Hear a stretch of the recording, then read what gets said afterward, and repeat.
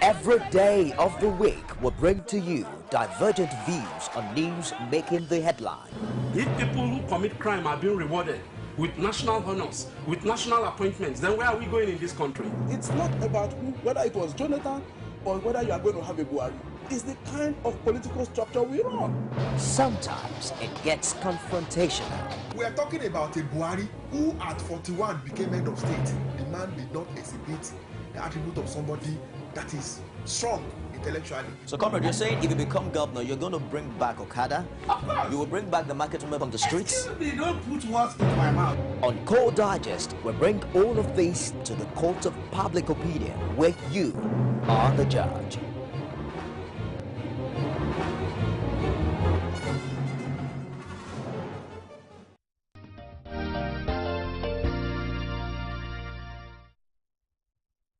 This is not really a good time for the People's Democratic Party that prided itself as the biggest political party in Africa and that has wielded presidential power in Nigeria for the past 16 years. With the resignation of the national chairman as well as the chairman of the board of trustees of the party, and still yearning and loud calls from some parts for the resignation of the National Working Committee. Of course, on the papers this morning, they insist they are not bowing out just like Moazo and Anene did. How all of this will add up together is the question we're asking on the show today. But let's start with the position of Uche Secondus, who is the vice chairman of the party and presently acting as chair of the People's Democratic Party.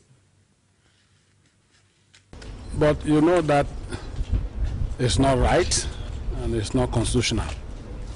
Again, the chairman did that voluntarily, and the BOT also did that voluntarily. The others have tenure, all of us. At the end of our tenure, if we are elected, fine. If not, that is the right thing to do. Don't see any reason for you to do the same. No reason, because we have worked hard. Sometimes it wasn't a big blow. Sometimes it has to happen that way. And you're sure they were not forced to do so? Nobody forced them. No force. Uche Secondus is acting chairman of the People's Democratic Party, and you heard him quite well. DIPO OLAYOKUN joins us on the show today. He's a public affairs analyst. Thank you very much, sir, for finding time to come. Yeah, good morning, Femi. Let me ask by asking if you believe that these two individuals were not forced out of the PDP. Given the precedents, the Punch, for instance, featured one of the stories that it covered weeks ago when it was talking about growing threats and growing concerns as regards these individuals leaving the party at this time. Yeah, maybe it depends on what the man meant by they were not forced. Maybe he was trying to tell us that they were not physically forced out of office. Like somebody going into the national chairman's office, grabbed him by the collar or by his agbada and pulled him out of the office. Maybe that's exactly what he was trying to say.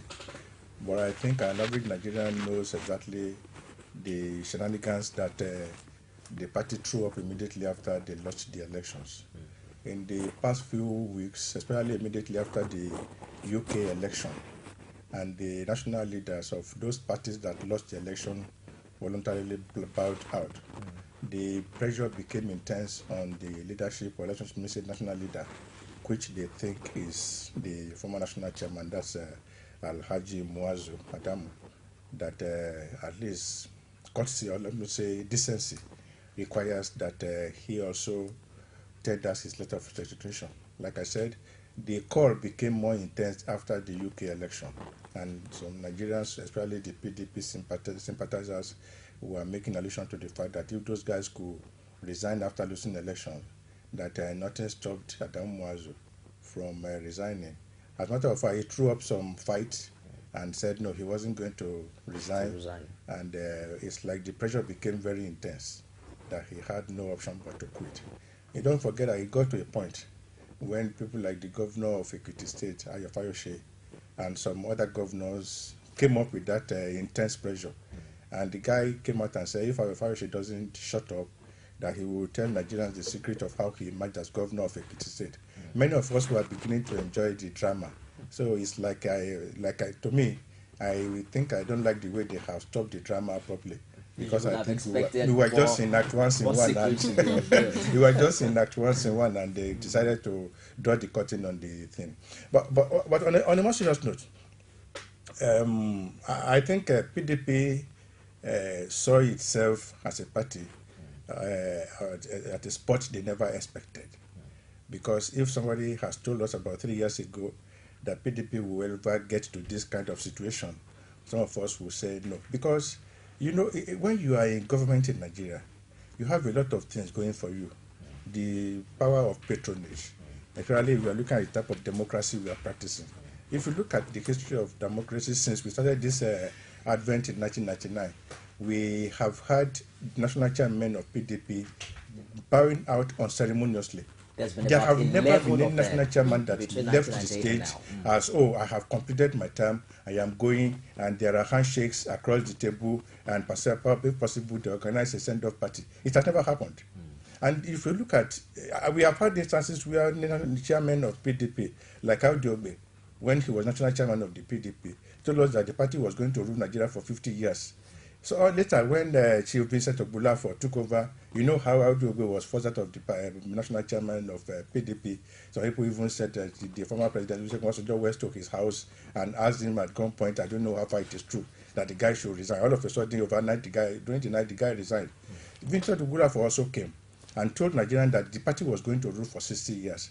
And if you look at the PDP, almost all the chairmen will leave the party seat and move to another party. We have Jemade, we have Gemade, we have Audiobe, we have Paraji Kaure. Almost all of them, they always live in a very untoward situation. I think, and especially this present situation, they never expected it. Because if the party was priding itself as the biggest in Africa, and that they were going to rule for 60 years, and all of a sudden they found themselves becoming opposition party, I think they are still sleeping. I just pray they wake up from this slumber. So what do you make of the accusation of the Ekiti State Governor that the national chairman worked in favor of the All Progressives Congress during the elections? It is a pity. I always avoid commenting on the governor of Ekiti's issue because without impugning his character, I don't find him as a stable character. This is a guy who told us while Buhari was in Britain that Buhari was in an hospital. He even told us that he mentioned the name of the hospital and that the guy would not be able to attend and address the Chatham House people. And that was why the immediate past chairman of PDP, that's Adamu Mwazu, because he has become the former PDP chairman, told us at the height of that crisis between him and Fayose, when Fayose said he has evidences that this guy worked for APC. That he hopes the proof is not the same one. And he was making mockery jest of the governor and say, I hope it is not the same proof that you had that Buhari was in the hospital. I'm sorry to say it, the governor of Ekiti State to me doesn't have anything that I will hold as anything that comes out of his table. But I think it's the internal problem. But have you also considered the reasons he gave? About 3 major PDP stakeholders in the same state: the governor, the PDP man, the national chairman. Nifemi, I think political strategists and political experts will find time to study what happened in the 2015 elections. I can remember one of the senators, sometimes early last week, granted an interview and said that some of them that are in PDP in the north, that they couldn't stop the tsunami that's represented by Buhari. He said it was a tsunami. He said even in their locality, any mention of anti-Buhari slogan will cause them serious problem. The man used the appropriate word. It was a tsunami, none of them could stop. That was in the north. I only wish people go to the north and know the court-like image that Buhari has in the north. Forget about all the shenanigans they've been doing since 2003. Many of them, all of them know that Buhari is a force to be reckoned with in the north. But all of them are now coming out to say, oh, we know that he has integrity. We hope that integrity will work for Nigeria. And this is a man, they impugned his integrity during the elections.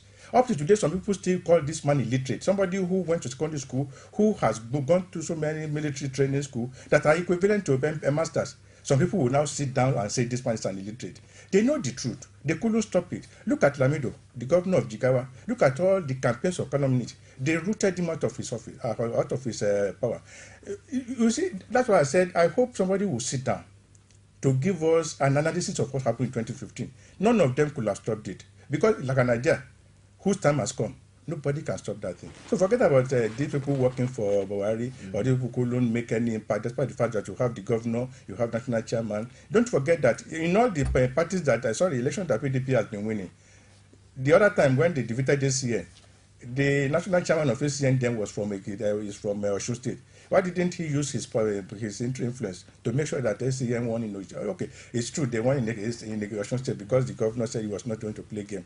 But like I said earlier, it was a tsunami, none of them could stop. It was none of them.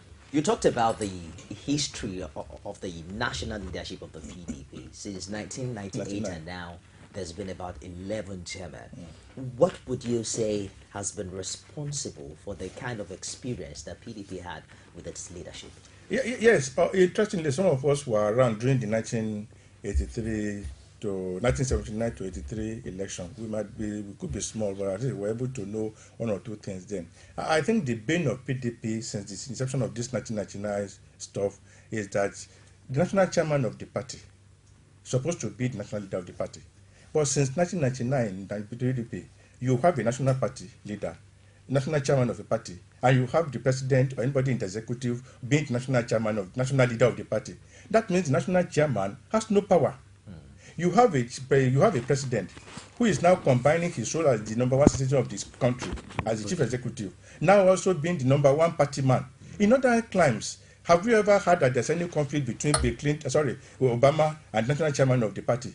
They have never taken the meeting of the Democrat Party to the White House. But in Nigeria, what do you have? You have every time PDP is going to meet and it involves the president, they will take the meeting to Aso Rock. That's not how to run the party. There must be a distinction between the party and the government. So there has always been this conflict between the man in charge of the executive, who is regarded as national leader, and the man who is occupying the position as national chairman. National chairman has never really been in charge. That was why it's always possible, the moment the national chairman loses favor with the president, he knows that he's out of office. That's not how to run the party. So immediately after the election, I tried to listen to some of the big guys in PDP, either they are now or then. I listened to the interview granted by the former governor of Cross River State, Donald Duke. So I think it was about a 1 hour interview on another television station. And he said that some of them know the reason why PDP lost. And he gave some of the reasons. Again, there is the governor of Delta State who also appeared on the same channel as television. And he was telling Nigerians that there are so many reasons that contributed to the loss of PDP. But above all, he was saying something about separating the powers of the executive from the party. The party should always be supreme. But unfortunately in Nigeria, most of the time the executive is always in charge because of power of patronage, the power that this guy controls the pulse of the state. And I think that was the greatest undoing of the PDP. And unfortunately for them, it happened at the time when they had the president, national leader, who doesn't seem to have much experience about how to manage a political party. Okay, do you think... Please go ahead. Do you think it was wrong for the PDP members to actually ask for the resignation of the National Working Committee, knowing fully well that the party lost the elections? Like I said, they have never found themselves in this kind of situation. They have never. If by any reason they had won that last election, I think nobody would be hearing of all these revelations that somebody collected 2.5 million naira as transportation, he didn't play ball, that some people, that there was even friction between between the party and the presidential campaign committee, because the NWC seems to it's like they stood aloof, that okay, you guys go and do it, because they were never really involved in the campaign. There was the presidential campaign committee or council or whatever they call it, that was actually in charge. So the party was not really in charge in the last election. If you look at the disposition of national chairman and the NWC, many of the things that happened in the course of the campaign did not go down well with them. Because the guy, I have listened to the national chairman, I think Olisametu also at the state told us that when the campaign committee embarked or engaged in campaign of calumny, trying to run down the opposition, that they didn't like it. But if they had voiced out their opinion then, they would be in soup. It They would say, be a house they don't divided want, against itself. because they don't want the president to win. But many of them didn't like the campaign strategy as put up by people like OLAYOKUN, people like Urabati, people like Fayoshe, and this guy they call FFK, Femi Fani-Kayode. That was not how to campaign in an election, especially if you look at where you are coming from. Nigerians have seen you in the last 16 years as having done nothing. So I think what you should have done during the electionary campaign was to tell Nigerians, drum it into our why some of the things you were able to do. But instead, what did they do? Buhari didn't have certificate. Buhari has cancer. A lot of things that didn't even quite gel with among Nigerians. I think that was their greatest undoing. They didn't campaign like in the last election. They were only trying to run down to opposition. So nobody knew what they have been able to do in the past 16 years. But now the National Working Committee is saying that they are not going to resign. What's the implication of this? Their threat can only go as far as the president also wants to tolerate them. Because as at the time Adamu Muazu resigned, by 12 o'clock, somebody called us from Abuja that the president was mounting pressure on Anene to resign. And all of a sudden in the evening, Anene resigned. There's no smoke without fire. If the president, because don't forget that the president is still in charge. He is national chairman of the party. Sorry, national leader. He has the power of patronage. In the remaining 7 days, he can still do. After he has been firing, he has been appointing, he can still allocate a lot of contract to people. So because of this, if they want the National Working Committee to leave, they will leave in the next minute. Anene was quoted to have said that he stepped down so that Mr. President could take over the position of the chairman of the BOT, or for him fielding in a candidate suitable for that post. Do you see the incumbent president functioning in that capacity? Before Tuesday, we had it on good authority that immediately after they lost the election, many of them felt, oh, heaven was going to fall on them. So how do we appease the president? They went to him and said, we want you to take over as the as the chairman of the BOT. And I have not really read the full text of Anene's letter. But if it is true that he said he was going to resign so that the president could take over by May 23rd, that's where I have issues with that letter. Because if the president takes over as chairman of BOT on May 23rd, when he's still the president of Nigeria, I think the person who drafted the letter really needs something to be examined in that person. That's why I say I don't believe the letter originated from him, that type of letter. Because how can you tell us the president will take over as BOT chairman on May 23rd when he's still the president of the country? Don't forget that when Obasanjo was leaving office, he made the PDP people to toy with the constitution of their party, where he said only ex-presidents can take over as chairman of BOT. And that was why immediately he left office, he took over as chairman of BOT. But when he was forced out, I think they tinkered with that part of the constitution that says anybody can take over as the BOT chairman. Perhaps if they had retained the old constitution that gave any ex-president the power to be the only chairman of BOT, maybe that would have appealed in the case of President Jonathan. But I am sorry to say, this is my own observation. I think if the PDP really wants to recoup, if the PDP really wants to come back, because they are almost in the grave now, if they really want to come back, I think they will be doing themselves a great disservice if they make President Jonathan the chairman of BOT. I was going to ask that because it literally stands logic on the head. If you are saying we want the leadership of a party to leave because they lost election, then how then bring the principal who lost election to head that? Yes, because the PDP has been going through series of crises. But unfortunately for them in the past 4 years, I listened to the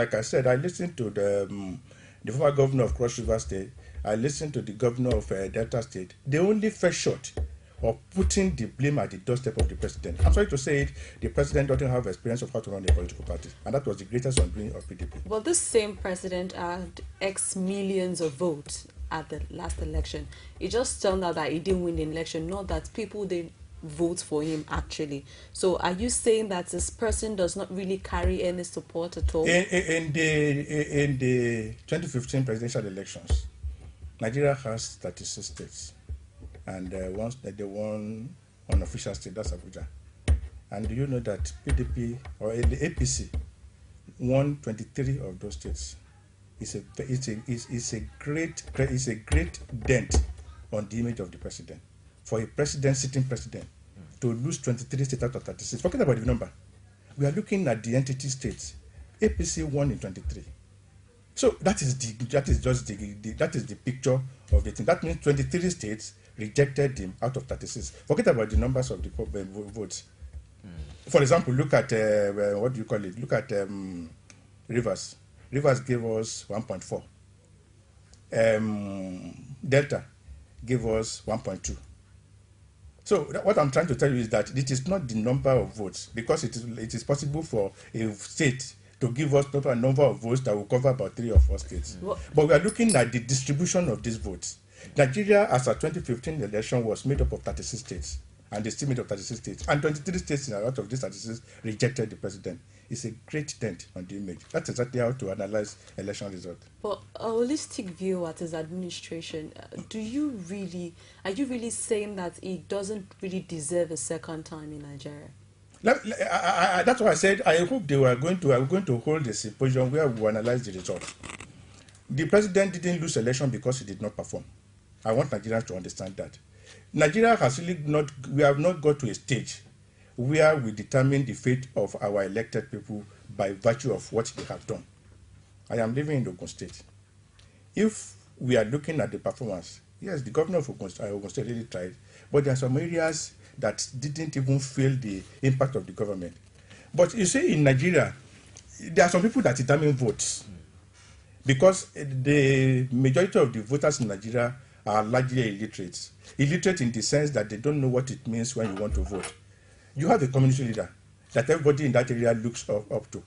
If the man says we are going to vote for PDP, in that community everybody will vote for PDP. But the president lost, and I want Nigerians to understand this. The president lost the election because the owners of Nigeria don't want him back in office. Who are those owners?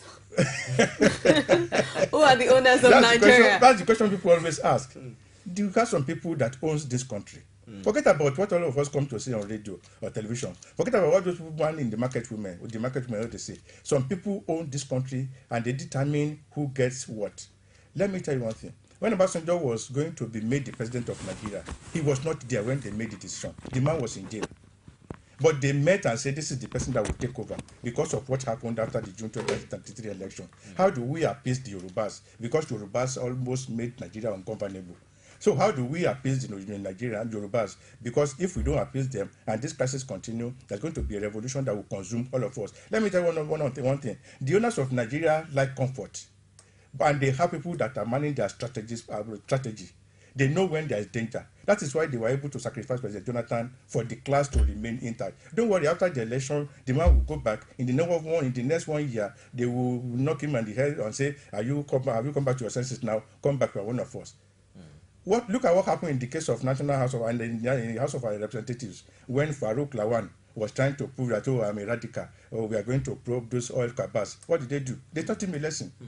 And now the case is in court. Nobody is going to talk about that case again because they have told him, they have given you the cordial. It's a matter of let their case die down naturally. Look at Elumelu. When Elumelu was investigating the rot in the power industry, and the guy, I was watching him on television. Now we are going to get to the root of this matter. These people that stole $16 billion. What happened? Before he could submit his report, they took him to court that he himself was involved in one deal. Since then, what have you done? Elumelu has kept quiet. They know how to discipline themselves. Any of them that want to become a threat to that class, they fight him. And that was what happened in the case of Jonathan. These owners that you're talking about, are they a particular personality or it's an office that certain people occupy over time? It's everywhere. It's a small clique. Anywhere you turn to, you see them. Under military regime, under civilian regime, under monarchical regime, they are always in charge. That is why that if you look at the history of Nigeria since the beginning, there is always some faces that are constant, no matter the government that is there. Is this an you want to talk about? Don't forget Anini was part of the 2 million man march in Abuja that Abacha could continue in office. When Abacha left office, what happened? They are always permanent. People like Jerry Ghana. So when there's a crisis within them, that is when some of us are happy. Because that's when you begin to hear a lot of stories about what is happening. Look at the case of PTF under Obasanjo and Atiku. Nobody knew that they were using the PTF money to settle their girlfriends. But when there was a crisis between Atiku and Obasanjo, we got to know that Obasanjo was using PTF money to be buying cars for their girlfriends, while Atiku was using the same money to be furthering his own business. Everything that is happening about in Nigeria is about these people, not about us. It's only when there's a crisis between them that all of us get involved and then we begin to take side unnecessarily. But the issue is the people who owns Nigeria see Jonathan as a threat. That if this guy remains in office till December, nobody could say what was going to happen in Nigeria. And the international community also got involved because they knew that if there's this crisis, there will be a spillover event all over Africa. And then they will not be able to contain it. So what do? Let us show this guy aside and let us bring some sense of sanity. Maybe Nigerians will not go into Do these people who really own Nigeria, like you said, have a say over the president-elect as he emerges president of Nigeria come May 29? Is that tenor of ownership does it really affect the president-elect? Beyond handover? You know, what they do, these people, is, Yoruba will call it akata law. You know, there's this animal they call akata that feeds on chickens. So they will say, okay, let us first of all take away that one and then come and deal with the other. Why are you just roaming about? They are always concerned with the immediate situation. How do we redress the situation? How do we arrest this trend? Then whoever now takes over, they now know how to talk to him. And if the guy is also proving difficult, like Obasanjo did. You know, when they wanted Obasanjo to come in, how do we appease the Yorubas to make sure that we have relative peace? Okay, Obasanjo is the only man. That's why when the first set of posters of Obasanjo that they printed all over Nigeria, they only said, they put his picture and said, the man we can trust. Because they're also considering their own interests. They don't want a radical like Falaye to become the president then. So they were able to settle for Obasanjo. Unfortunately for Obasanjo got there and he grew wings, he couldn't control him. But yes, he became like like a bull in the China shop. But they know how to lie low until when he will leave. But they are always protecting their own interests. And they don't want anything because they know that they are in the minority. And if the majority decides to want to visit on them, they know that they cannot withstand us. That is why they always look at a way of, oh, let us pretend as if this is the scapegoat, then we are in with you. But definitely, they are not our friends. We'll get back to this, owners. Maybe subsequently you will publish a book and let us have their names and their identities. But let's also look at some other evolving stories from the PDP camp. Now, there is a letter that has been issued to investigate the membership status of Femi Fani-Kayode. I mean, someone who was at the forefront of the presidential campaign organization. Where is that coming from? No. You see, it's only when things like this happen that we get to know some of these things. You know, Femi Fani-Kayode came out and said, no, the NWC people, they compromised. That was why the president lost the election. The guy, you know, typical of him, does saying anything that comes to him. And he indicted the NWC that they also did not fully took part in the campaigns. But don't forget that Femi Fani-Kayode left PDP and came to APC. At a stage, they said he had a meeting with the president in Aso Rock. About 2 or 3 weeks later, he said he was going back to PDP. I wouldn't know, because there is always a procedure. When you want to come back to a party, you go to your ward to register. I wouldn't know if we did that, because you know he rejoined the party in Aso Rock. And before you could say that Robinson, he has been given an appointment as the media person in charge of the president campaign group. So these people must have realized this. Their condition is very clear. If you are coming back, look at the case of what's his name, the former governor of Abia State, Orji Zokalio, when he wanted to stage a comeback to PDP. The current governor blocked his way. He could not go to the ward to register again. What the national organ of the party did was to grant him a waiver that, oh, because of what you do, who you are, you don't need to go back to your ward to register. I don't think they granted FFK, as they call him, any waiver. But like I said, I wouldn't know. Let them go and find out if actually when he was going to join the party back, he really went to his ward in Osun State. But I know that the guy he joined PDP in Aso Rock. But with this building crisis in the PDP, would you ascribe them to have learned their lessons from the last election? It is possible. That's why I said initially that if actually they want to rebuild, I don't think President Jonathan should be the chairman of the BOT. Because now, they need an experienced person that has passed through these various stages of party administration. That is what they need. It is possible for them. What is happening in PDP should be expected, because they never found themselves in this position before. And it's like up till about a year ago, they never have the feelings that there was a crisis, really. They believe that at least for 60 years they will continue to dominate Nigerian political scene. But I think about a year ago, it became very glaring to them that, oh, we seem to have messed up. There's a really a problem. If anybody will come out from PDP today and want to convince me, DIPO OLAYOKUN, that they didn't know that they were going to lose the election, the person must be deceiving himself. PDP knew they were going to lose 2015 elections. They knew. We were very close to many of them. And that was why they were able, when the elections were postponed from February 14 to March 28, it was like a party for them. It was like a victory. Because they knew that if they had gone into that election, it would have been more disastrous. So when the election was postponed, so I know, because I have friends who attended the meeting where the election was postponed, they bribed many of the political parties to vote for postponement. Go and quote me anywhere. They bribed political parties to vote for postponement of election from February 14 to March 28. Quote me anywhere. So when the elections were postponed, was raised, forget about the security, my dear sister. We know what we are talking about. But are you not surprised that there was a remarkable improvement? Forget about that. I don't know if you read the interview by Dr. Freddy Fasheun. This man didn't hide it. I think that either in Punch or this day, that himself and the chairman of AD, Senator Akinfenwa, that they were the one that started the campaign to postpone election. He said they were meeting and they looked at the graph. They knew the president was going to lose election. That was how the campaign started, that, we must postpone this election. They postponed the election because that man was going to lose woefully. Forget about security. Forget about whatever they're telling us. They knew they were going to lose that election. They wanted to use the 6 weeks to know what they can do. Probably to damage the personality of Buhari or to see what they can do. And you know that they really went into serious campaigning in the 6 months. The president relocated to Lagos because they know where the problems are coming from. But unfortunately, it was too late for them. But forget it. We knew why we postponed the election. Quote me that one Mr. DIPO OLAYOKUN said PDP bribed people to vote for postponement of election. Quote me. So security was not really the issue. It was a secondary issue.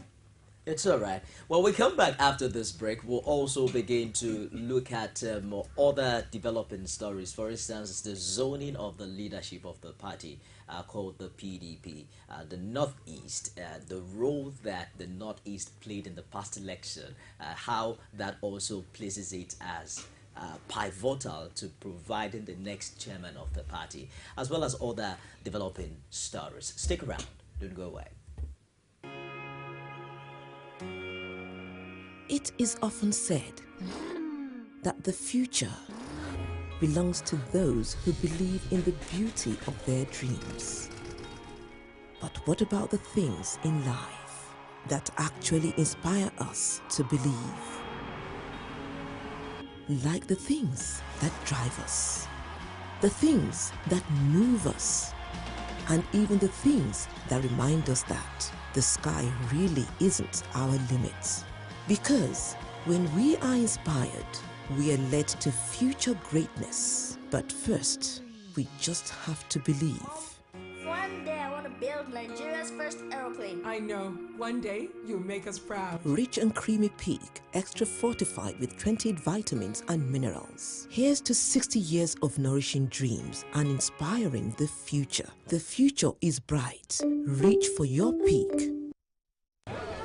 Every day of the week will bring to you divergent views on news making the headline. If people who commit crime are being rewarded with national honors, with national appointments, then where are we going in this country? It's not about whether it was Jonathan or whether you are going to have a Buhari. It's the kind of political structure we run. Sometimes it gets confrontational. We are talking about a Buhari who at 41 became head of state. The man did not exhibit the attribute of somebody that is strong intellectually. So, comrade, you're saying if you become governor, you're going to bring back Okada? Of course. You will bring back the market women on the streets? Excuse me, don't put words in my mouth. On Core Digest, we bring all of this to the court of public opinion, where you are the judge.